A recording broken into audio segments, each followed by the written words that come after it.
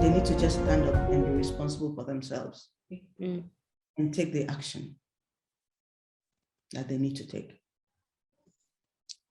Okay. Since I don't know your spouse, I can't tell you what you should do. You know. All right. I think we've pretty much covered most of the areas. We've spoken about what to do before, what to do during the storm, what to do after the storm, the value of the storm, and then the survival kits you should have, how you should go about it. And Charlotte, is there anything that you would advise maybe a 25, 30-year-old young woman who is planning to survive a relationship storm? Because nobody goes into a marriage thinking that there's going to be a problem. But what should the mindset be? The 25-year-old is married? Trying to get married, thinking about getting married. I see. If you're getting married and you're seeing the person as a storm, why are you marrying the person? So they don't know. So they're okay. So there's the thinking that it will get better. No, it won't. It won't get better. Okay, so that's my only advice. Everything you see now, expect times 10. It doesn't get better. Okay. It doesn't Same get applies better. to the men, by the way. Yes. Okay. So Raymond and Co, the men in the group, and Charlotte's advice is what you see in us now is what you're going to get times 10 after marriage. It doesn't get better. Okay. Okay. So don't ignore the red flags. I think sometime last week the red flag thing was trending on Twitter. So don't that was funny. It was very funny. So we should pay attention to those. See, choices have consequences. Yeah. Choices carry consequences. So if you think that you are the Messiah who is going to change him, good luck. You can see a storm and you're running to the storm. Because I think we can contribute. Strong enough. Okay, then if you're strong enough, why do you need us? We'll contribute, we'll buy you raincoats, we'll buy you umbrella, we'll buy you Wellington boots. Enter your storm. Okay. And Charlotte, there's also the thing of okay, I know you don't want me to talk about what the society says, but in a community, in a community where you've experienced a storm, and your community consistently wants to remind you about your storm, you would say cut them off, but you still are in that space. How do you manage a situation like that? Where you don't have the option to geographically remove yourself. It's a very human thing. People always want to label. And you must be very deliberate and intentional about not being labeled. Because people can label you, and it's almost like they want you to remain at the place of your pain and not ever move on. Oh, she's the divorcee, she's the widow. Those titles define and limit you. So you must fight it, and you must consciously and intentionally redefine yourself. And like we say, it's not what they call you that matters, it's what you answer to. And do not answer to those names. You know, one of my favorite examples in the Bible is the story of Rahab. And the story is very clear. Throughout, Rahab is described as the harlot, the prostitute. Rahab the prostitute, and she did this, and Rahab the prostitute. But when the spies went, and when they finally conquered Jericho and they went in there, God said, go into the harlot's house and bring out the woman. They saw a harlot. They chose to define her by her profession. God saw the woman in the house, and that's the person God brought out. And when you read the genealogy of Jesus, Rahab the prostitute is mentioned there. It's like Bathsheba. You know, humans can just choose to scandalize you. They always refer to the wife of Uriah the Hittite. It's almost as if she wore some hoochie mama pants and went to again rape David. No, not even sleep, rape David, entice him. But that's not how it happened. But it's what humans, is the perspective they choose to see. But God has a way of always elevating people like that. That's the one he chose to be the mother of the king who succeeded David. So you need to draw strength from people who have been labeled and know that you can move past those labels and don't allow them. When they call you, don't answer that. A more recent example, last week there was an article on Monica Lewinsky, and somebody wrote about how Monica Lewinsky had been so scandalized. And when you now reflect on the story and realize this was a 22-year-old intern in the White House, dealing with the most powerful man in the world, and she was single. Yet it was called the Monica Lewinsky scandal, not the Bill Clinton scandal. The married man who was president, the most powerful man in the world, and broke his vows. We chose to see him as the victim. And Lewinsky, this silly little child who was an intern, was seen as the enchantress. Really? But she's lived through all that. And I find her an incredibly strong person, that she didn't go into hiding. She decided that she was not going to be this scandalized, inconvenient, forgotten woman. She just kept on living her life. And I find a lot of strength in that. So you need to find strength and refuse to be labeled. I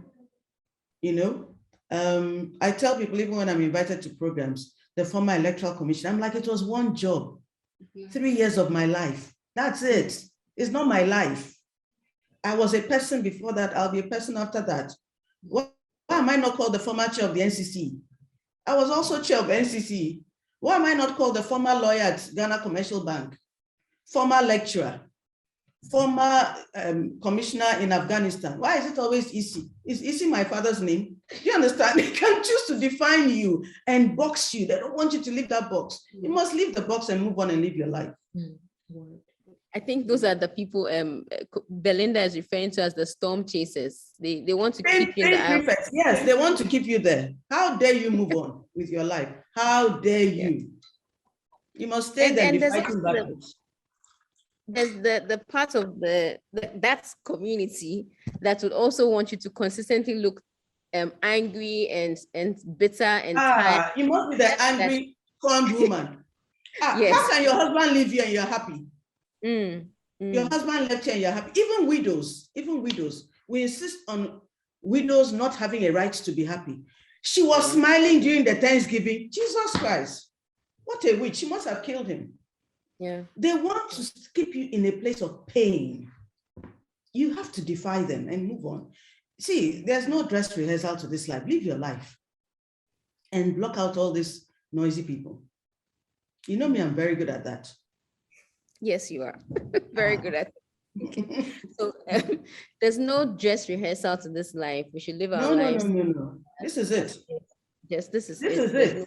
And see, those same people, if you die today, all the things they used to insult you, they'll come and use it to praise you. It will be in their tribute.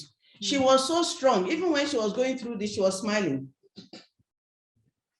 They would use the same things to praise you. That's just human nature. Humans love you when you're dead.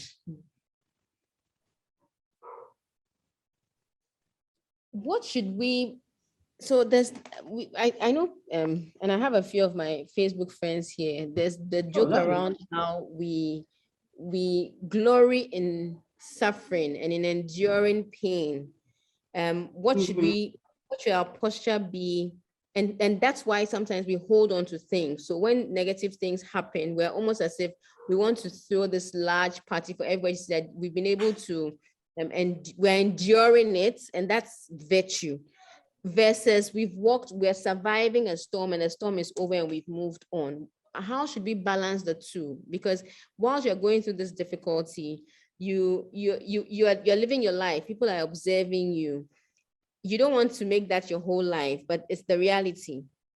And now, how do you ensure that you're not making a big deal out of this storm and making that storm your claim to fame all the time, versus yes, you acknowledge that you went through it and you've been able to move. I don't know if you understand. You get my question. I'm trying to, but I think there's an example that comes to my mind. Belinda is here, so I won't call her friend's name. We have a friend who went through a period of infertility, early years of her marriage. She's made that almost like a whole reason for life. Okay, that's what I'm trying to say. That's yes. It's become like a crutch. And I'm thinking, it's not those stories where you were waiting for 20 years and you didn't have a child. No, it wasn't even 10. I'm not trying to minimize the pain in any way, but really, move on. There's so many other issues. But, pain can be comforting. Yeah.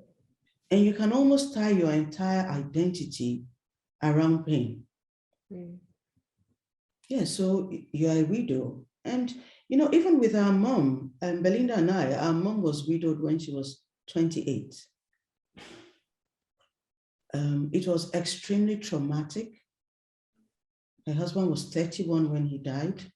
She had 3 children to take care of. She was not working.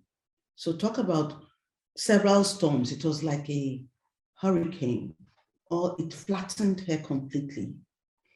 And when we reflect, we realize she never really moved away from that place of pain.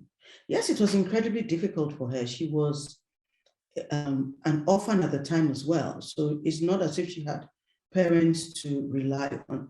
So even as we grow and we mature as women, we look back and we can understand how difficult it was. We're looking from a place of empathy at all that she had to go through. But we also recognize that there are some things she could have let go of and moved on with her life, and she just never did. It was always a life of, I'm going to do the best for my children. It became like her comfort blanket. And so it can be comforting for you, but it also prevents you from growing and from moving to the next level that God intends for you. So it can be a comfort blanket, but it can stultify you, and that's not healthy. Wow, thank you very much, Auntie Charlotte. When you said stultify, my mind went to Lot's wife, who turned back and turned into a pillar of salt. Because she couldn't leave a place.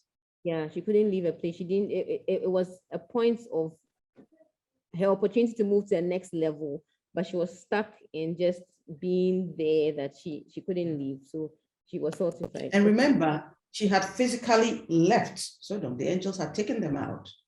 But her mind, all her thoughts, everything was still stuck there. And that's what we do to ourselves. You need to move on.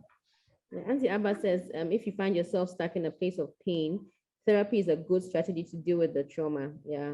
Yes, and Abba is a therapist, so please. It's not pastor. When they say therapist, it's not your pastor. And not your pastor. Abba is a therapist, please, and she's a brilliant one too. Very empathetic. Please hook her up if you need help in moving past the place of pain. But it's really important that you move past that place of pain and you don't define yourself by that pain. And I would also say that as for me, I'm divorced. As for me, I'm a single mom. Move on. In January, Auntie Charlotte, when we did Wounded Woman, for me it was so enlightening because it was an opportunity to notice that there were scars that haven't quite healed, that need to be opened up to be healed before you can move on. So I encourage all the women who are in this meeting, everyone in the meeting, because we have men as well, who are here today, to go back and look, try and catch up with that. We haven't loaded those ones up. We haven't loaded it because some of the stories were so personal. Yeah, personal.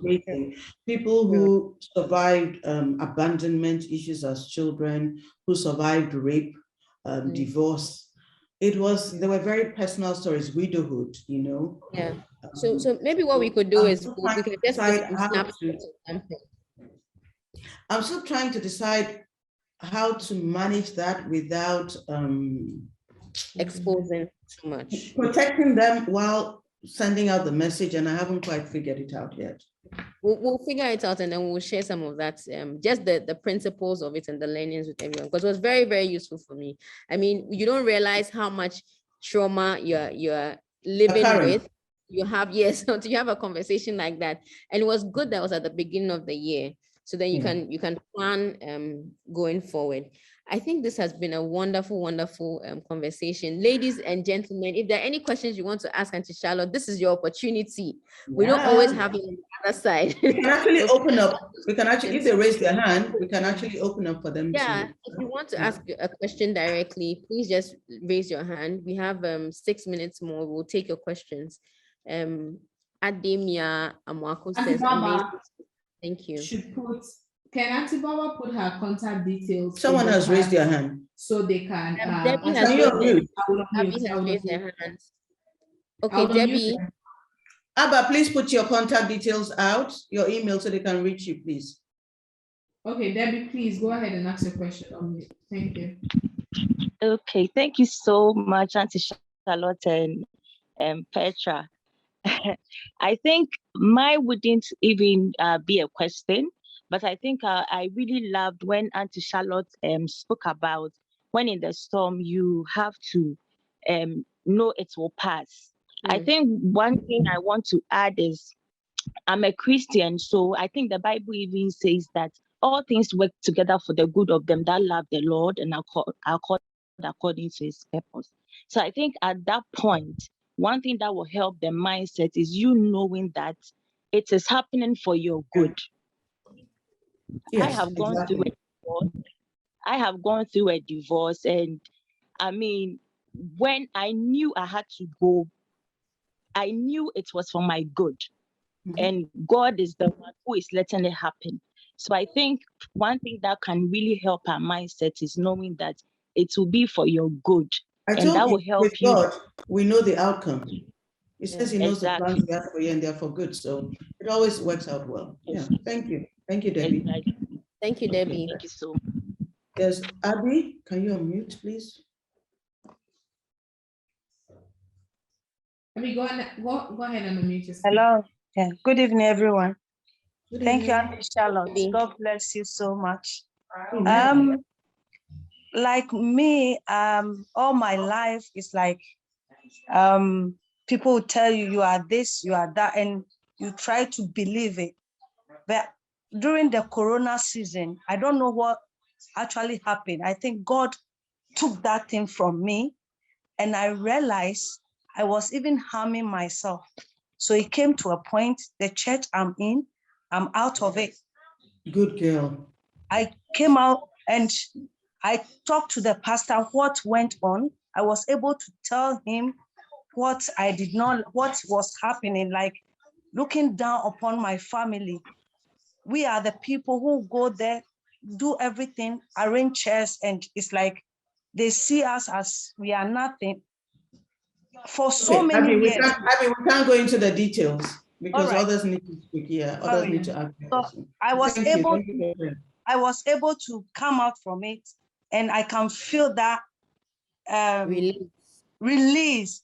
And I've taken charge, and I think we have to choose the fight that we want to fight. We shouldn't allow people to give us what to fight for. We have to choose what we want.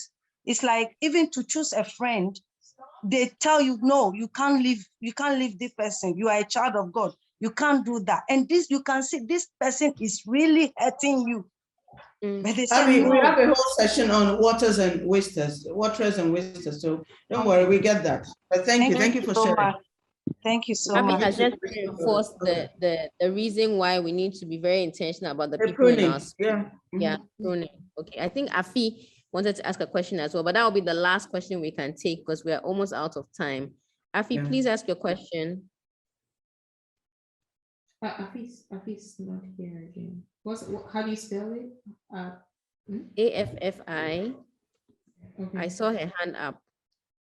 Maybe her question has been answered. Okay, she says yes. I'm good, Petra. Okay, then her question has been answered. Well, thank you. Auntie Charlotte, thank you so much. Not just for today, but for the I whole needed to year. announce next month. We haven't decided on the date. On the date yet, I but think it's next month- identifying your watering wells yes. with Belinda. Yes. Belinda, you need to give us a date, please. Please, you need to give us a We're date. going to have Dr. Belinda Smith next month, Yeah. identifying your watering Dr. wells. Bell. Yes. And yes, Abba, you don't thank want you for to sharing your details. you don't want to miss Dr. Belinda Smith. She's awesome, awesome, awesome. But thank Coach you, Auntie Bell. Charlotte. Thank you so much. My for- pleasure. Thank you, Petra, for hosting me. Thank you for doing this. And for everyone You're who joined us this month, thank you so much. As soon as we figure the dates with Dr. Bell, we'll put it out. I'm praying that you all have a very blessed week. God bless, God keep all of you. And God give all of you the strength to survive every storm, every crisis, and to come out stronger and better.